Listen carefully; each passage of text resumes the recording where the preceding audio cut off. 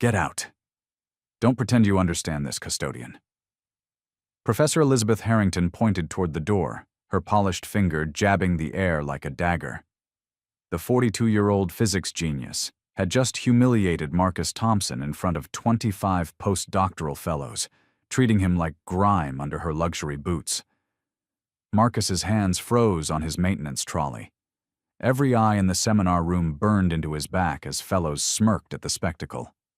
Harrington stood beside her whiteboard covered in intricate formulas, her doctorate diplomas shining on the wall behind her like badges of scholarly dominance. But instead of leaving, Marcus stepped closer to the scientific derivation she'd been presenting. His sharp eyes scanned the precise notations with an intensity that made Harrington's assured grin waver for just a second. "Actually, Professor," Marcus said softly, his voice slicing through the quiet, "there's a flaw in your second step." The room burst into astonished murmurs. What happens when the person you underestimate knows more than you do? The humiliation echoed through Eldridge University's granite corridors like a war cry. Within hours, rumors spread across the prestigious grounds. The custodian had dared challenge Professor Elizabeth Harrington, physics department's emerging icon. Harrington's executive suite overlooked pristine gardens, where students in high-end attire discussed hypotheses over premium lattes. Her walls displayed diplomas from Yale, Princeton, and Oxford, a temple to scholarly dominance. Published articles bore her name in renowned periodicals. At staff galas, she debated studies with Fields Medal winners while sipping spirits that cost more than most people's weekly wages. Meanwhile, Marcus Thompson pushed his maintenance trolley through scholarly structures after dusk. His 8-to-4 shift covered 4 distinct buildings, emptying bins, scrubbing surfaces, replenishing materials. During short pauses, he studied advanced physics manuals hidden behind repair guides. Soda-stained journals filled with intricate derivations occupied his storage space alongside sanitizing agents. The campus pecking order was crystal clear. Students paid $78,000 per year for the privilege of breathing Eldridge's elite atmosphere. Faculty members lived in marble towers, their expertise measured by outputs and funding. Support staff remained unseen, human fixtures existing only to sustain the scholarly utopia. Harrington had never questioned this natural order. Expertise required proper lineage, costly schooling, and professional networks. She dated Dr. Nathan Hale from Yale's physics department, reinforcing her belief that genius belonged exclusively to the accredited elite. When service workers entered her lecture space, she automatically assumed they lacked the scholarly capacity for meaningful dialogue. Security personnel routinely questioned Marcus's presence in scholarly buildings after standard hours. Students shifted their laptops when he entered lounge areas, treating him like a potential risk. Faculty members looked through him as if he were transparent, their discussions halting whenever he approached. But Harrington's perfectly ordered world was about to fracture. The annual Gauss's contest represented scientific excellence at its finest. $60,000 and automatic doctorate admission to any participating institution awaited the winner. Global physics departments watched the event devoutly, using outcomes to recruit ability and gauge scholarly prestige. Harrington served as chief evaluator, her reputation built on identifying true scientific prodigy. For 12 years, she had correctly predicted which entrants possessed the scholarly depth for advanced inquiry. Her judgment was considered infallible among scholarly circles. This year promised to be her greatest victory. 15 entrants had qualified. Yale doctorate students, Princeton investigators, Stanford academics, each possessed flawless credentials and years of formal instruction. The contest would showcase proper scientific education at its finest. But something nagged at Harrington's assurance. That afternoon's incident replayed in her mind like a faulty tape. Marcus's observation about her derivation had been accurate, embarrassingly so. She had spent 15 minutes reworking the formulas before finding her analytical mistake. How had a custodian spotted something she had missed? Harrington rationalized the anomaly. Fortunate hunch. Perhaps he had overheard postdoctoral discussions. Maybe someone had helped him identify the error. Custodian certainly didn't understand advanced quantum mechanics through independent study, yet doubt crept into her thoughts during quiet moments. Marcus's scientific notation had appeared surprisingly refined. His explanation of the flaw demonstrated genuine comprehension, not mere recitation. Something about his analytical method felt familiar, almost expert. She pushed these uncomfortable thoughts aside. The natural order demanded respect. Expertise followed predictable patterns: proper schooling, formal instruction, scholarly credentials. Exceptions didn't exist in her carefully constructed worldview. During staff meetings, Harrington discussed maintaining scholarly standards. She emphasized the importance of rigorous assessment, ensuring only qualified entrants accessed advanced schooling. Her colleagues nodded approvingly, trusting her judgment about scientific talent. But late at night, when campus grew quiet and Marcus's maintenance trolley echoed through empty passageways, Harrington found herself wondering about the man behind the attire. What drove someone to work 4 jobs while studying physics in stolen moments? What kind of mind could spot flaws that escaped Yale-educated professors? These questions threatened everything she believed about expertise, schooling, and social hierarchy. The Gauss's contest would settle these doubts once and for all. Scientific truth was absolute. Either you possessed genuine comprehension, or you didn't. Credentials and formal instruction would triumph over fortunate hunches and amateur zeal. Harrington had spent her career building walls between scholarly elite and working class. Those barriers protected the sanctity of scholarly achievement, ensuring only the worthy received recognition. Soon, those walls would face their greatest test. What happens when the foundation of everything you believe begins to crumble? 4 days later, Harrington stood before a crowded theater, announcing the Gauss's contest enrollment. Her zeal was contagious as she described the scholarly rigor required, her passion for physics making her genuinely captivating for the first time in years.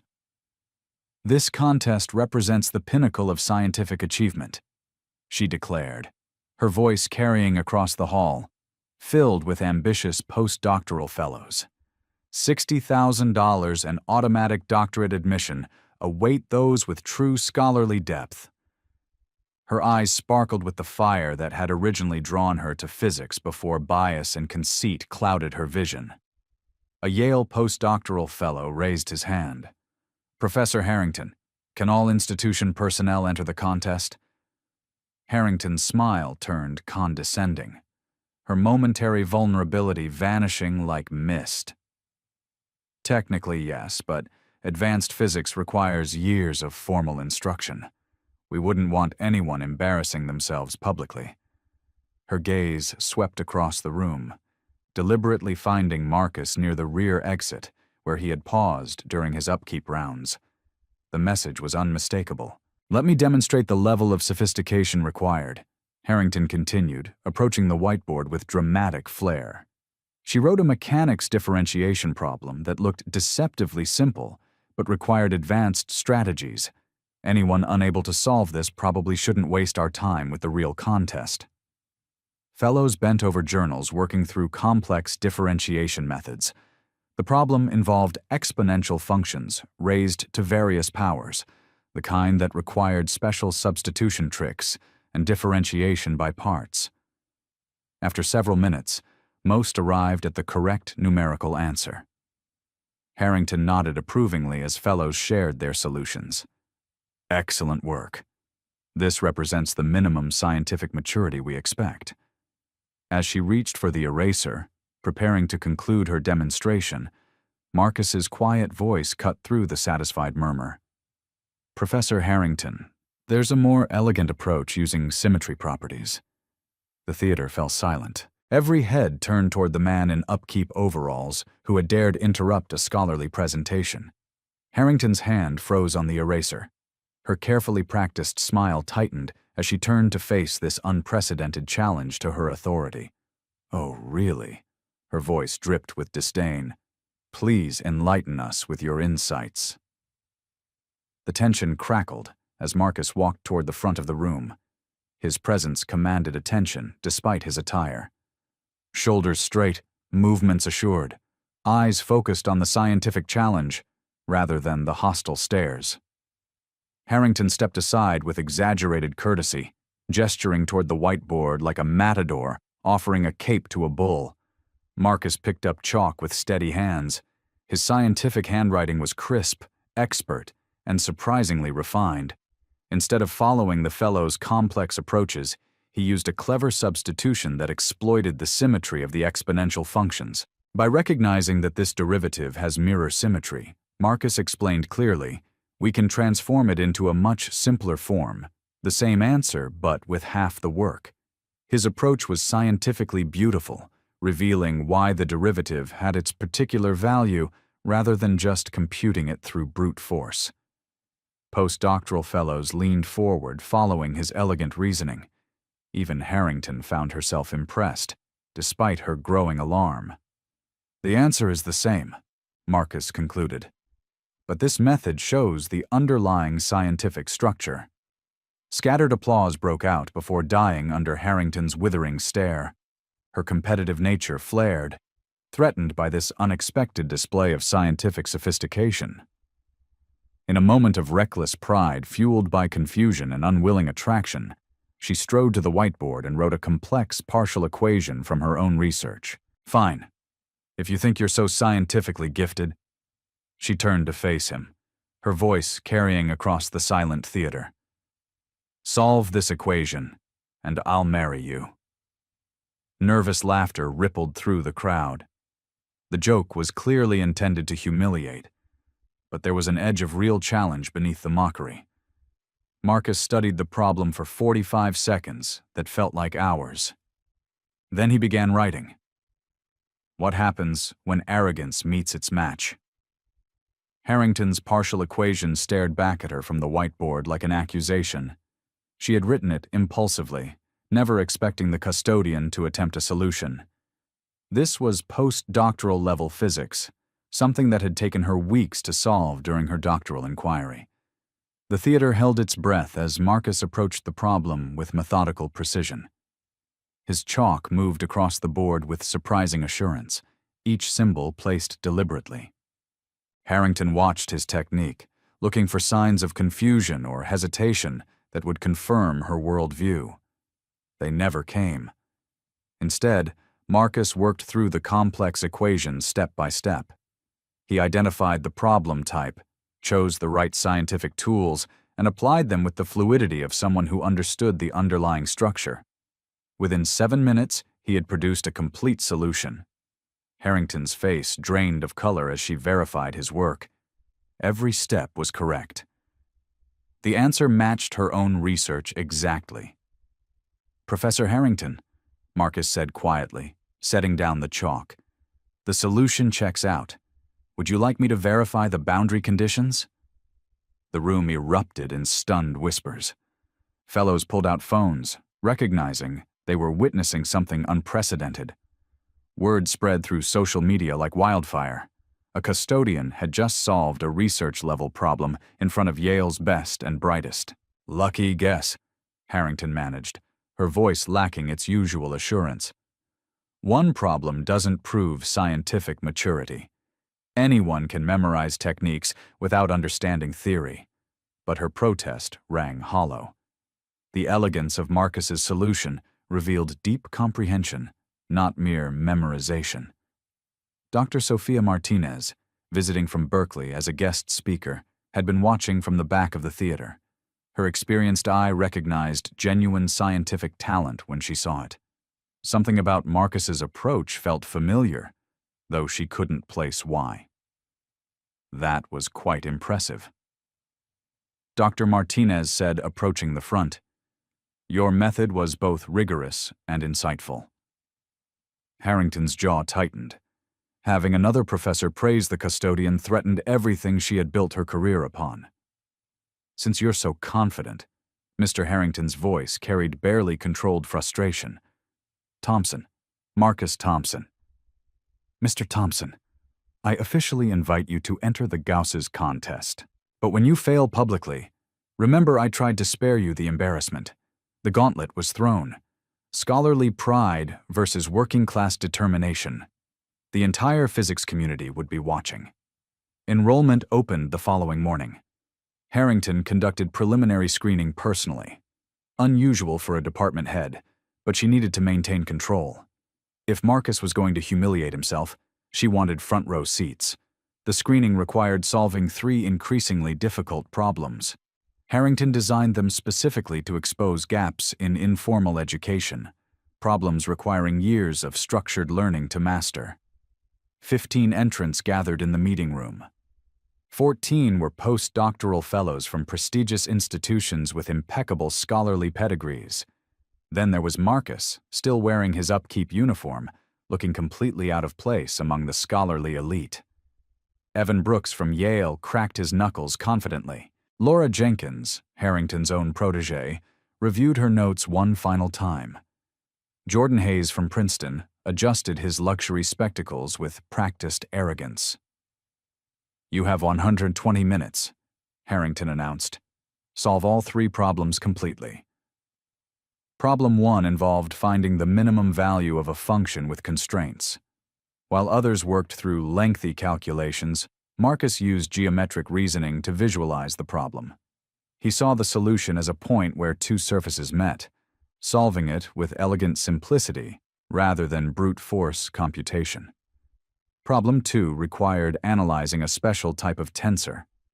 Postdoctoral fellows worked through complex formulas and solved multiple equations.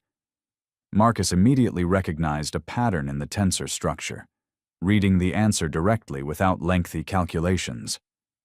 Problem 3 was a famous historical problem about infinite fields. This stumped most entrants who attempted various advanced techniques. Marcus surprised everyone by explaining the classical approach that the great physicist Gauss had used centuries ago, demonstrating knowledge of scientific history that impressed even the most skeptical observers. Time, Harrington called, though her voice had lost its commanding edge.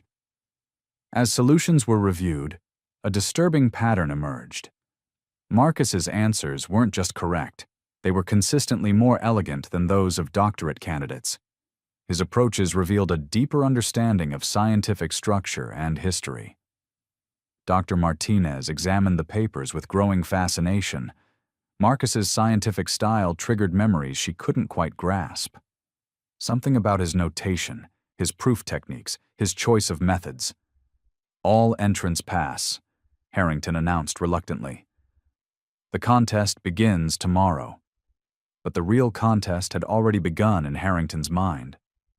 Her worldview was cracking under the pressure of undeniable evidence. How could someone without formal education demonstrate such sophisticated scientific understanding? That evening, alone in her suite, Harrington researched Marcus Thompson online. She found nothing. No scholarly publications, no institution records, no trace of scientific training. The mystery deepened her frustration and unwilling fascination. Social media exploded with coverage of the unprecedented qualifying session. #Custodian Professor began trending internationally. Physics departments worldwide debated the implications. Could genuine talent exist outside traditional scholarly channels? Harrington's Yale boyfriend called that night, his voice dripping with disdain. "Elizabeth, surely you're not taking this custodian seriously. It's embarrassing for the department." But Harrington couldn't shake the image of Marcus's assured chalkwork, his elegant solutions, his quiet dignity under pressure. For the first time in her career, she questioned whether expertise might not follow the predictable patterns she had always assumed. The stakes were rising beyond scholarly pride. Her reputation, her beliefs about merit and education, her entire professional identity hung in the balance. How far would she go to protect everything she thought she knew about genius? The main theater buzzed with electric anticipation. 900 seats packed with students, faculty, and curious onlookers who had heard rumors of the custodian who dared challenge scholarly royalty. Global livestream viewers climbed toward 30,000 as word spread through physics communities worldwide. Harrington stood at the podium, her luxury outfit and assured demeanor projecting absolute authority. As department head and chief evaluator, she controlled every aspect of the contest. This was her domain, her rules, her moment to restore natural order. "Welcome to the annual Gauss's contest," she announced, her voice carrying across the hushed theater. "Today, we celebrate scientific excellence in its purest form. True scientific maturity comes from years of rigorous training and proper preparation." Her eyes found Marcus among the 15 qualified contestants. The subtext was unmistakable. The contest format was elegantly brutal. 3 rounds of escalating difficulty with elimination at each stage. Round 1 would cut 15 contestants to 7. Semifinals would narrow 7 to 4. The championship round would crown a single winner. Harrington had designed the progression specifically to favor formal education over raw talent. Each round would require increasingly advanced knowledge, typically acquired only through years of graduate school. "Our evaluating panel represents scientific excellence," Harrington continued, introducing professors from Yale, Princeton, and Berkeley. "Dr." Martinez nodded politely from her position, though something in her expression suggested growing unease with the proceedings. The contestants were introduced one by one. Evan Brooks, Yale postdoctoral fellow. Laura Jenkins, Harrington's star pupil with multiple published articles. Jordan Hayes from Princeton. Lucas Martinez from Berkeley. Rebecca Lee from Stanford. Each introduction highlighted prestigious institutions and impressive achievements. Then came Marcus Thompson, simply identified as institution maintenance staff. Awkward silence filled the theater. A few scattered chuckles from the audience reflected the absurdity everyone felt, witnessing a custodian among the scholarly elite. Harrington's smile widened with satisfaction. The contrast couldn't be more perfect for her purposes. "Round 1 begins now," she announced. "Contestants will solve problems at individual whiteboards while our audience observes. Complete transparency ensures integrity." The elimination problem appeared on the main screen. "Prove that adding the first few even numbers always gives you a perfect triangle." This was intentionally straightforward, something any college physics student should handle easily. Harrington wanted to build confidence in her legitimate candidates while giving Marcus enough rope to hang himself publicly.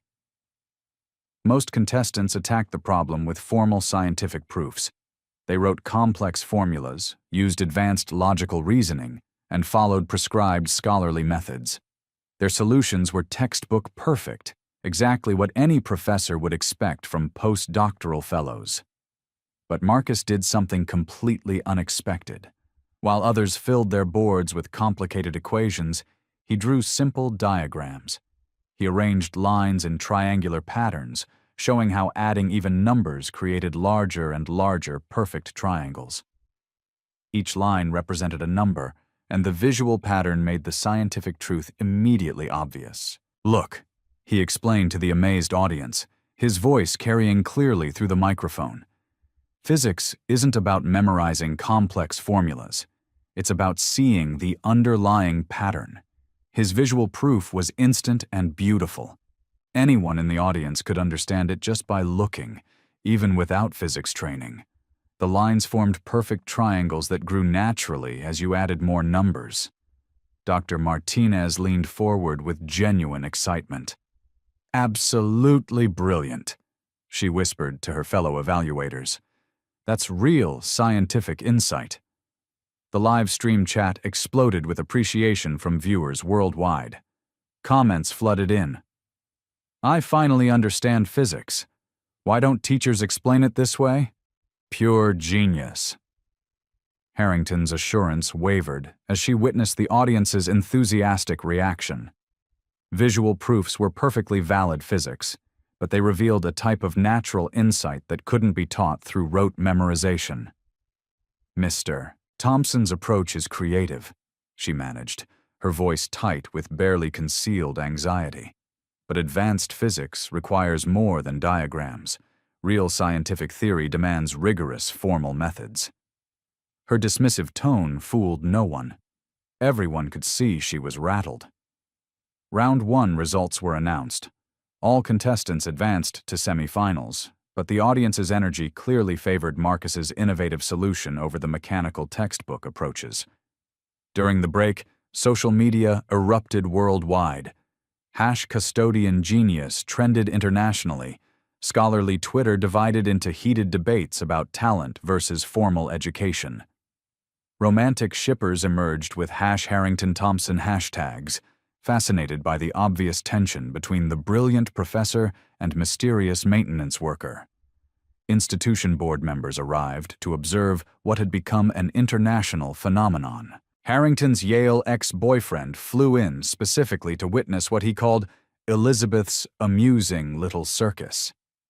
Major news networks sent crews as they recognized the broader cultural story unfolding. Dr. Martinez approached Harrington privately during intermission, her expression deeply concerned. "Elizabeth, this contest format seems unusually harsh. Are you sure the problem difficulty is appropriate?" "We maintain the highest standards," Harrington replied defensively, though sweat beaded on her forehead despite the air conditioning. "Scientific excellence requires no compromises." But Martinez's worried look suggested she recognized something troubling in Harrington's motivations. As semifinals approached, Harrington announced the next round would focus on postdoctoral level mechanics, her personal area of expertise in the most technical field, requiring years of specialized training. For the first time, Marcus looked genuinely uncertain. The advanced physics ahead was far beyond anything he could visualize with simple diagrams. Harrington's triumphant smile returned as she sensed victory within reach. What happens when natural talent faces its ultimate test? The night before the semifinals changed everything. Marcus sat alone in the institution library at 3 a.m., surrounded by thick textbooks that might as well have been written in a foreign language. The advanced physics ahead wasn't like the problems he'd solved before. This time, clever thinking and visual patterns wouldn't be enough. He was entering Harrington's world now, a realm of specialized knowledge that typically required years of graduate school to master. Meanwhile, Harrington couldn't sleep. She paced her elegant condo, luxury heels clicking against tile floors. Tomorrow's problems were specifically designed to eliminate Marcus once and for all. She should feel victorious, but instead a strange emptiness gnawed at her chest. Why did proving herself right feel so much like losing? Despite the overwhelming challenge, something remarkable began to happen. Marcus started connecting the advanced concepts to simpler ideas he already understood. Complex scientific theories weren't completely foreign. They were extensions of basic principles he'd mastered years ago, like learning that a skyscraper was built using the same foundations as a simple shed. "I can do this," he whispered to himself, finding familiar patterns hidden beneath intimidating terminology. His natural intuition was guiding him through uncharted territory. Online viewers watching the library security cameras were amazed.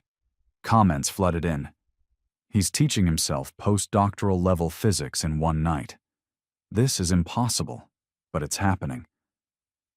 But the next morning brought unwelcome visitors. Institution security questioned Marcus's after-hours library access. Someone had filed an anonymous complaint about inappropriate use of educational resources by non-scholarly personnel.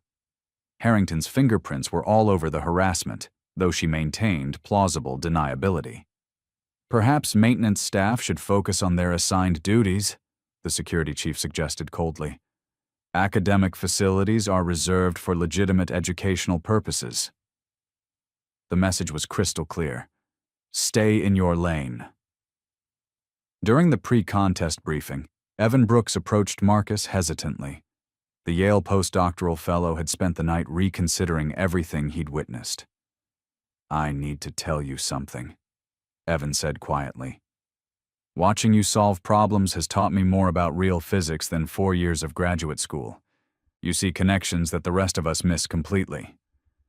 Laura Jenkins nodded in agreement. "Professor Harrington taught us formulas, but you understand the underlying meaning. That's much more valuable. Even his former rivals were beginning to recognize genuine brilliance when they saw it. However, media attention brought vicious criticism alongside growing support. Scholarly elitists used social media to question whether someone without proper qualifications belonged in serious scientific discourse. "This is a publicity stunt that damages the integrity of higher education," wrote Dr. Benjamin Hale, Harrington's Yale boyfriend, in a widely shared editorial. "Scientific competence requires systematic training, not amateur theatrics." The attacks became personal, targeting Marcus's appearance, background, and presumptuous challenge to established scholarly order. Harrington amplified these criticisms through carefully worded public statements about maintaining rigorous standards. Something clicked during Marcus's final preparation session. The advanced scientific concepts weren't as mysterious as they initially appeared. They followed logical patterns. He could trace and understand. Despite the intimidating technical language, he realized that physics was like a vast, interconnected web. Every advanced idea connected to simpler concepts through logical threads. Once you saw those connections, the complexity became manageable. "It's all the same physics," he told himself with growing confidence. "Just different ways of looking at the same underlying truth."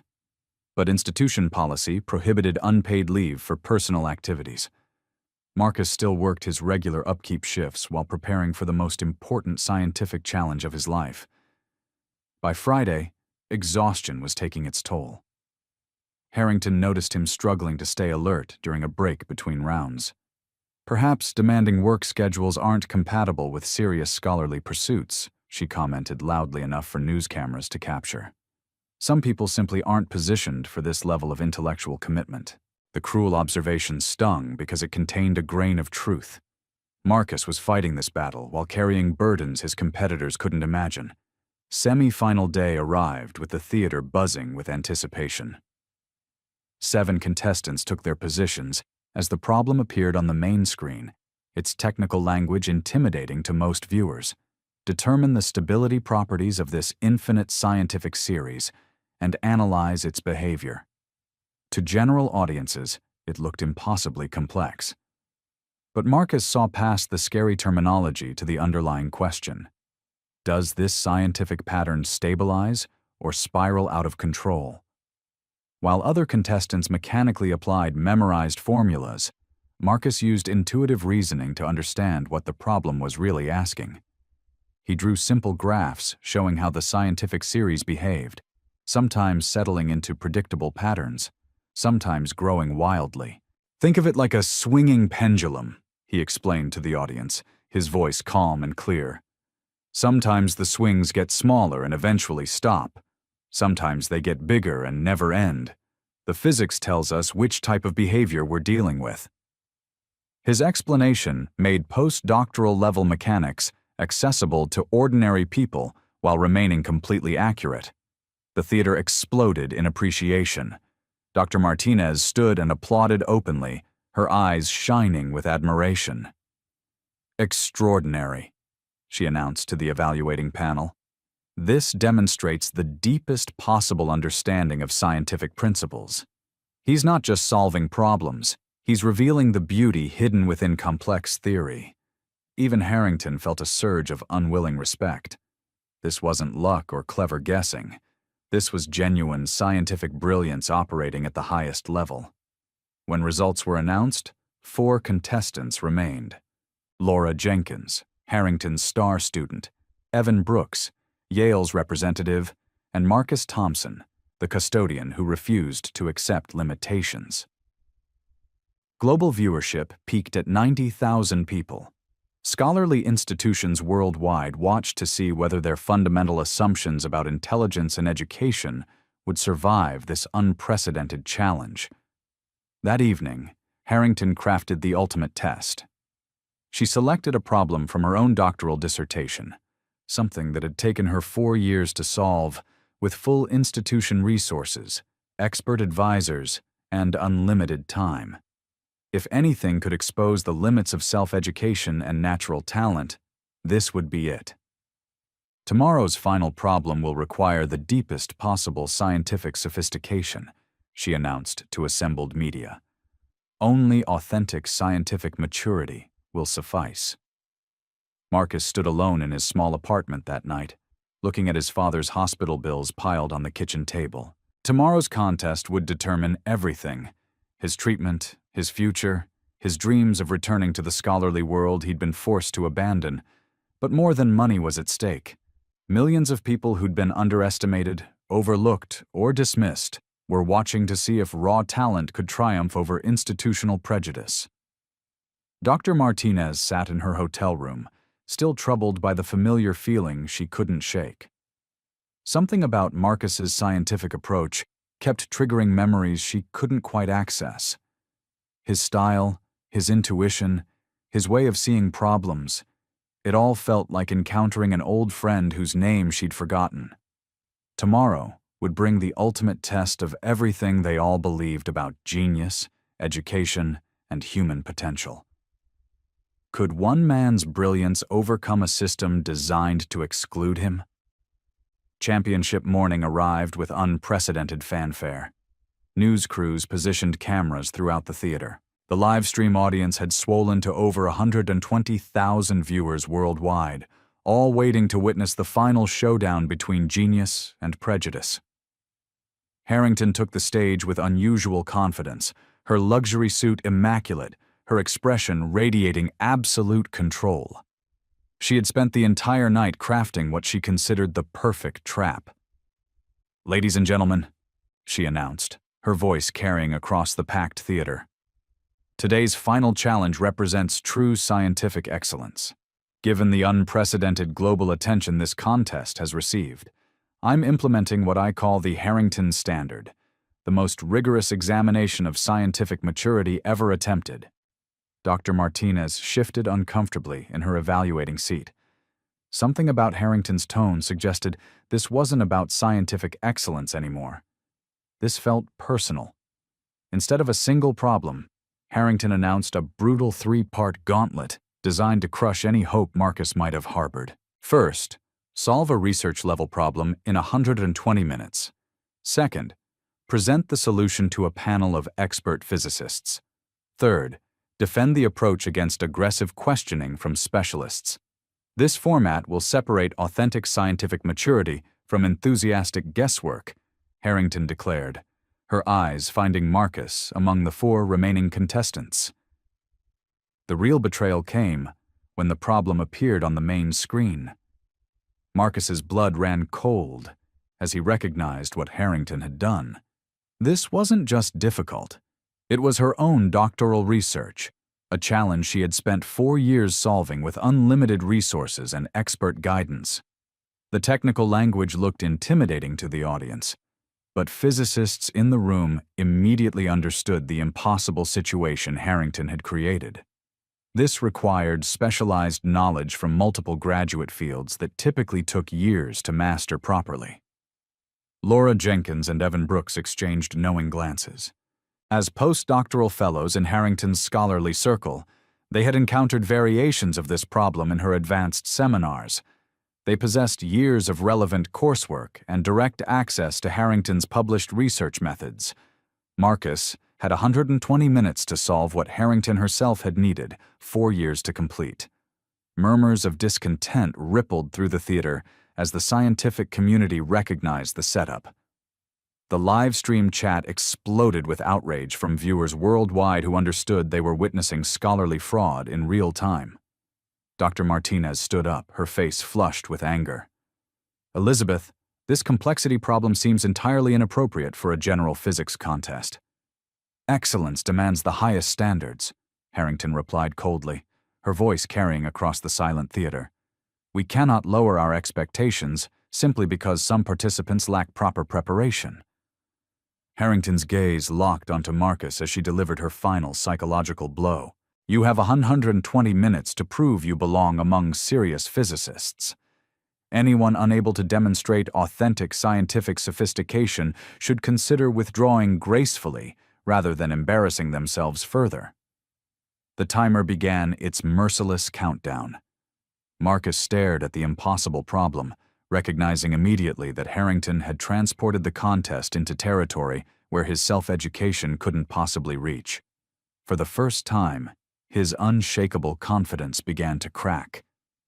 What happens when natural talent faces a completely rigged game?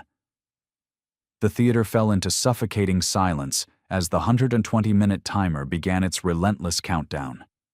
120,000 viewers worldwide held their breath, watching four physicists face Harrington's impossible challenge.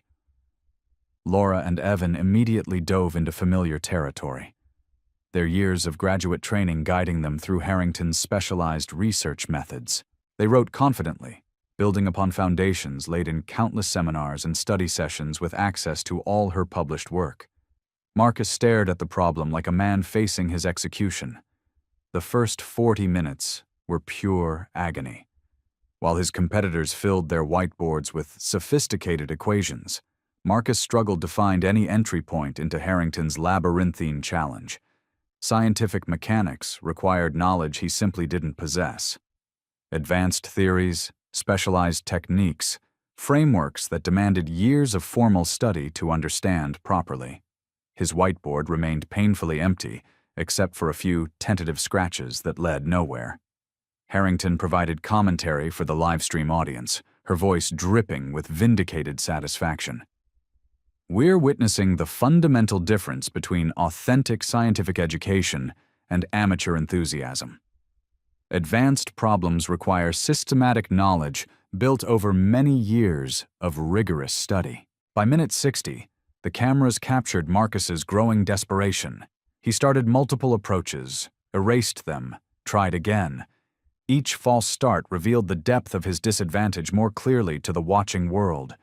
Meanwhile, Laura and Evan steadily progressed through Harrington's expected solution path, their formal training providing detailed roadmaps through the complex theoretical landscape that Marcus was navigating blind.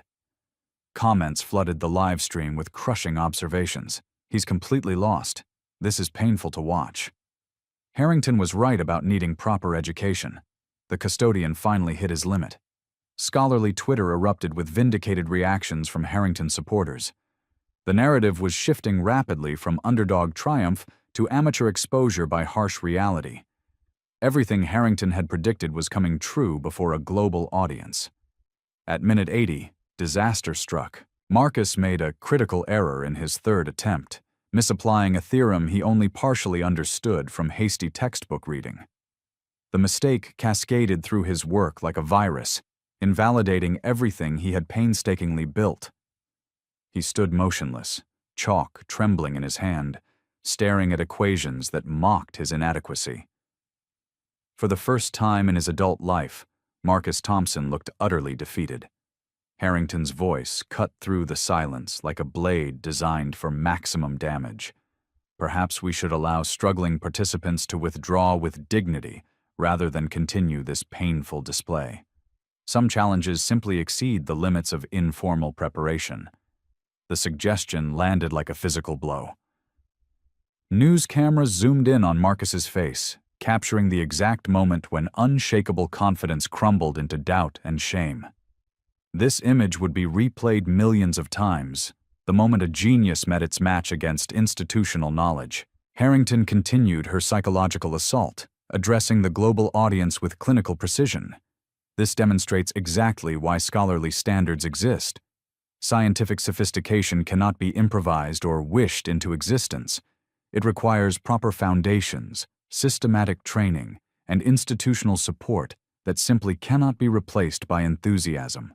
Every word felt designed to crush Marcus's spirit completely, while justifying everything Harrington had always believed about intelligence and social hierarchy.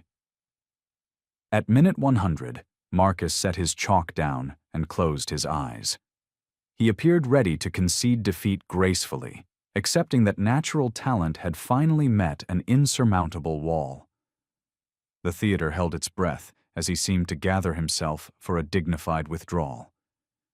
Harrington's triumphant smile suggested she had finally proven her fundamental point about the necessity of formal education and proper credentials. But then, Dr. Martinez rose from her evaluating position, unable to remain silent any longer. "Before we continue," Martinez announced, her voice carrying unusual authority that commanded attention throughout the silent theater. "I want to remind everyone that scientific history is filled with breakthrough discoveries made by individuals who ignored conventional wisdom and found new paths to truth." She wasn't helping Marcus directly, but her words carried deeper meaning that resonated through the tension. The most profound insights often come from minds unbound by traditional approaches. Sometimes the greatest scientific truths are found by those brave enough to see problems through completely fresh eyes. Martinez's intervention triggered something deep in Marcus's consciousness. A memory surfaced from years ago during his abandoned graduate studies at Princeton, not identical to Harrington's challenge, but related through underlying scientific principles that transcended her specialized approach. Harrington's formulation was sophisticated and technical, but maybe there was a classical pathway that could bypass all the specialized machinery she expected. Marcus opened his eyes and reached for his chalk with sudden, renewed purpose. Could 20 minutes be enough to attempt the impossible? Marcus picked up his chalk with trembling hands, but his eyes now burned with desperate determination. 20 minutes remained on the clock, barely enough time to write his name, let alone solve Harrington's 4-year doctoral problem. The entire theater watched in stunned silence as he began erasing his previous failed attempts. Instead of following the advanced theoretical pathway that Harrington expected, Marcus started writing something completely different. He was going back to basics. While Laura and Evan continued building elaborate modern solutions using cutting-edge scientific machinery, Marcus began constructing his approach using classical techniques from the foundations of scientific analysis, methods that were old when Harrington's grandmother was born, but possessed an elegant simplicity that transcended specialized knowledge. "What is he doing?" whispered a Yale professor in the audience. Harrington watched with growing alarm as Marcus's whiteboard filled with unfamiliar but scientifically valid reasoning. This wasn't the solution path she had spent 4 years developing. This was something else entirely. With 12 minutes left, Marcus's approach began taking shape. He was treating Harrington's complex boundary value problem as an optimization challenge, finding the scientific configuration that required the least effort, like light naturally taking the shortest path to find the quickest route. His chalk moved with increasing confidence as the classical methods revealed their power. Where Harrington had used advanced functional analysis, Marcus employed direct variational techniques. Where she had relied on sophisticated operator theory, he used elegant effort estimates that any graduate student could follow. The scientific community in the audience began stirring with recognition. This wasn't amateur fumbling. This was a completely valid alternative approach to one of the most challenging problems in scientific mechanics. Dr. Martinez leaned forward, her eyes widening with amazement. She had seen this style before, this particular way of seeing problems through classical lenses. The memory was almost within reach now. Time expired. Marcus stepped back from his whiteboard, which displayed a complete solution using methods that hadn't been fashionable in decades, but remained scientifically bulletproof. Harrington stared at his work in shocked silence. Her 4-year struggle with advanced techniques had been bypassed by approaches she had dismissed as outdated. "Ladies and gentlemen," the contest director announced, "we now move to the presentation phase. Each finalist will have 25 minutes to explain their solution." Laura went first, delivering a competent but unremarkable explanation of Harrington's published methodology. Evan followed with similar results: solid, predictable, forgettable. Then came Marcus's turn. He approached the microphone with quiet dignity, his maintenance uniform a stark contrast to his competitor's scholarly attire, but his presence commanding absolute attention from the global audience. "I solved this problem using classical variational methods," Marcus began, his voice steady and clear. "While examining the challenge, I realized it could be understood as asking a fundamental question. What scientific shape minimizes effort while satisfying the given constraints?" Harrington interrupted sharply. unable to contain herself. "Mr. Thompson, this problem requires advanced functional analysis and operator theory. Classical methods are insufficient for nonlinear boundary value problems of this sophistication." Marcus turned to face her directly, his response carrying the weight of everything he had endured. "Professor Harrington, with respect, I believe your assumption about required methods may be unnecessarily limiting. Sometimes the most sophisticated tools aren't necessary if you choose the right approach. Physics doesn't care about fashion. It only cares about truth." The room stirred with electric tension. Did the custodian just suggest that the department head's methodology was unnecessarily complicated? This is undergraduate-level hand-waving. Harrington snapped, her composure finally cracking under pressure. "Where's the rigor? Where's the advanced analysis that separates real physicists from enthusiasts?" Dr. Martinez stood up abruptly. "Actually, Elizabeth, I'd like to verify Mr. Thompson's approach myself." The next 20 minutes felt like hours as Martinez and two other expert evaluators examined Marcus's proof on auxiliary whiteboards. The theater held its collective breath while 120,000 viewers worldwide watched the verification process unfold in real time. Scientific notation filled sideboards as the experts traced through Marcus's reasoning step by step. His effort minimization approach was not only correct, but revealed deeper insights into why Harrington's problem had been difficult in the first place.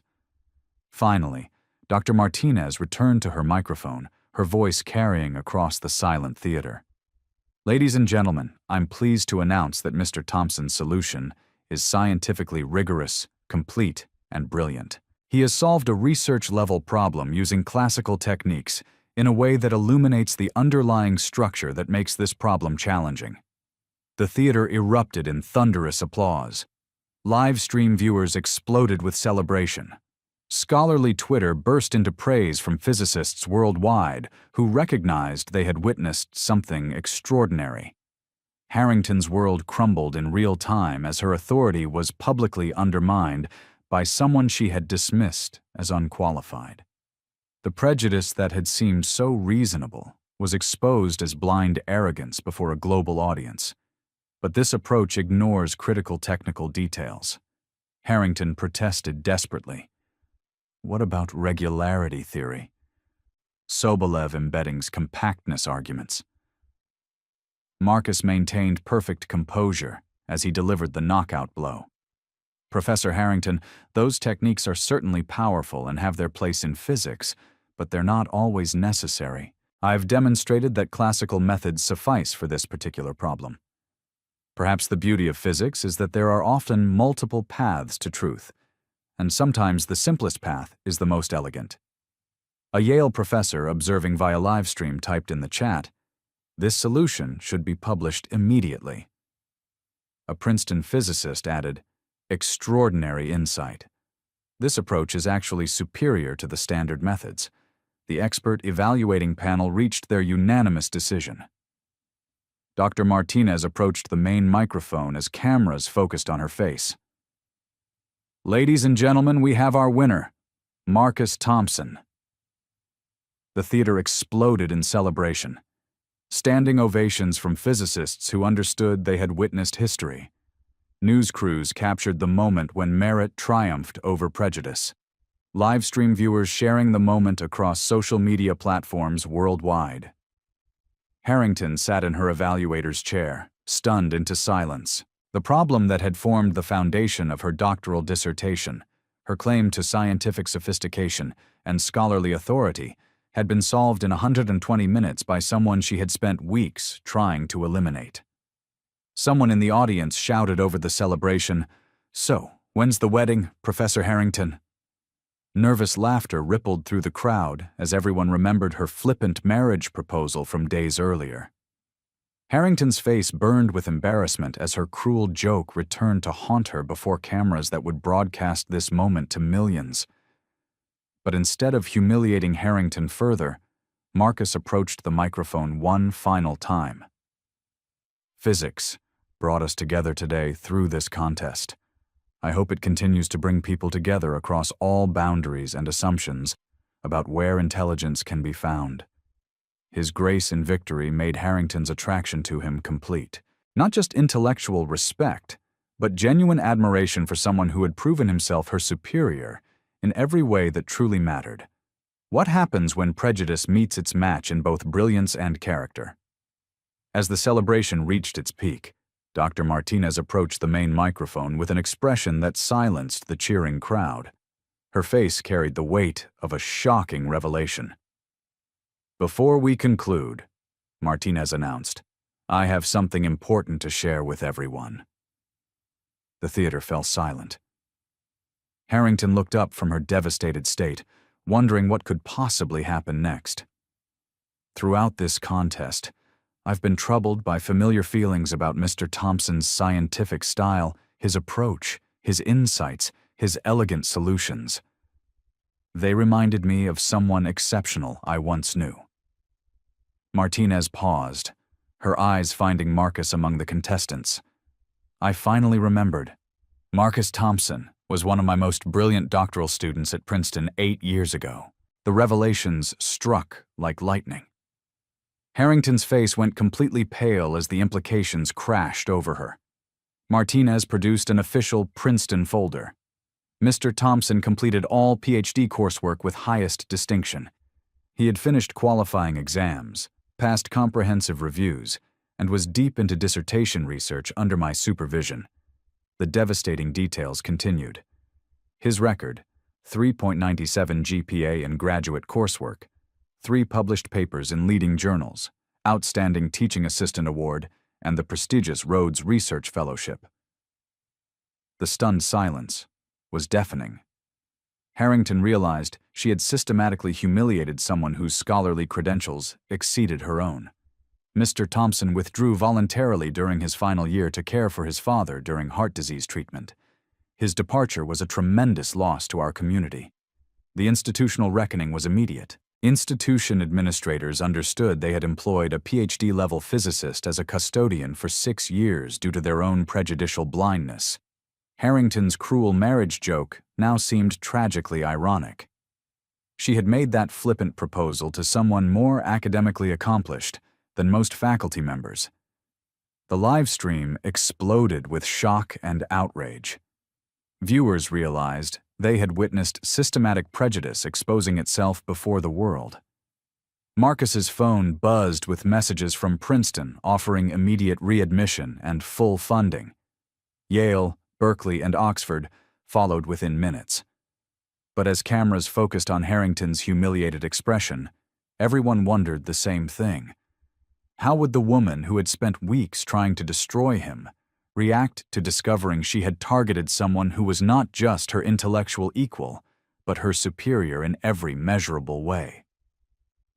The most important conversation was yet to come. What happens when pride meets the unforgivable truth about itself? Hours later, the theater had emptied except for 2 people. Harrington sat alone in the front row, staring at the whiteboards where her world view had been systematically dismantled. Marcus approached quietly, still wearing his maintenance uniform despite the offers pouring in from elite institutions worldwide. "Elizabeth," he said softly, using her first name for the first time. She looked up with tears in her eyes. "I owe you more than an apology.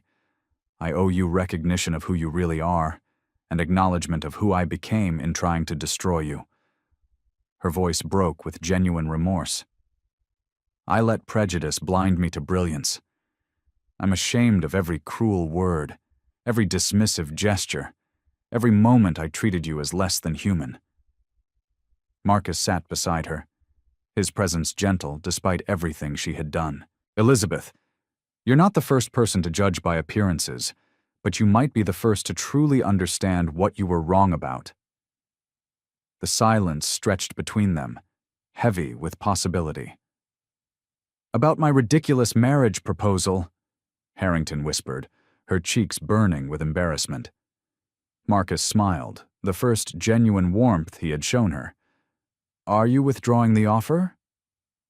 Actually, Harrington turned to face him fully, vulnerability replacing arrogance for the first time.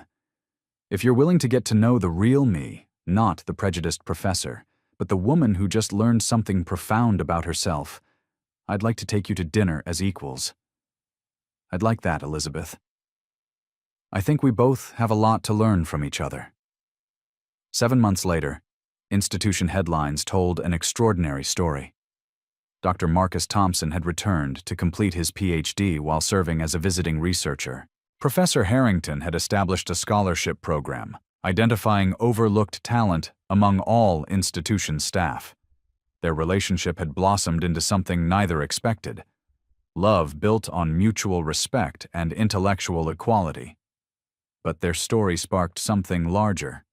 Social media movements encouraged people to look beyond uniforms and job titles. Institutions nationwide reviewed their hiring practices. Countless stories emerged of brilliant minds working in unexpected places. The voiceover that had opened this journey returned with quiet power. Intelligence doesn't wear a uniform. Brilliance doesn't require a pedigree.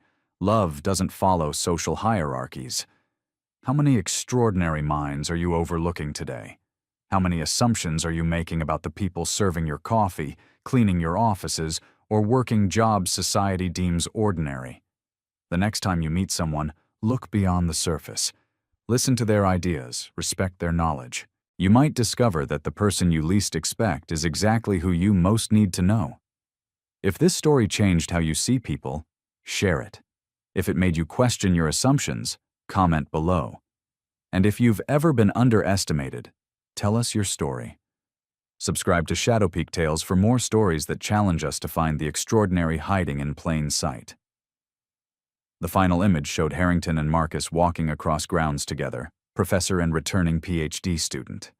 Equals in love and physics.